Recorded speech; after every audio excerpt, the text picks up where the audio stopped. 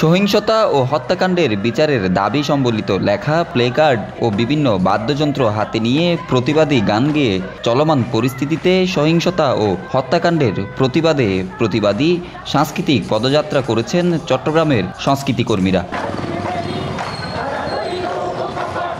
বুধবার বিকেল 4:30টায় নগরের নন্দনকানন এলাকায় কেন্দ্রীয় শহীদ মিনার প্রাঙ্গণ থেকে এই পদযাত্রা শুরু হয়ে নগরের নন্দনকানন, ডিসি হিল, চেরাগি পাহাড় হয়ে জামালখান এলাকায় চট্টগ্রাম প্রেস ক্লাব চত্বরে এসে শেষ হয়। পদযাত্রায় চট্টগ্রামের বিভিন্ন সংগঠনের সঙ্গীত, চারুকলা, আবৃত্তি, নাট্য ও সাংস্কৃতিক কর্মীদের সাথে যোগ দেন শিক্ষক, পেশাজীবী, অভিভাবক ও সাধারণ মানুষ। পদযাত্রায় সাংস্কৃতিক কর্মীরা তীরহারা এই ঢেউয়ের সাগর, এ লড়াই, বাঁচার লড়াই, পূর্ব দিগন্তে সূর্য উঠেছে সহ দেশাত্মবোধক বিভিন্ন গান পরিবেশন করেন।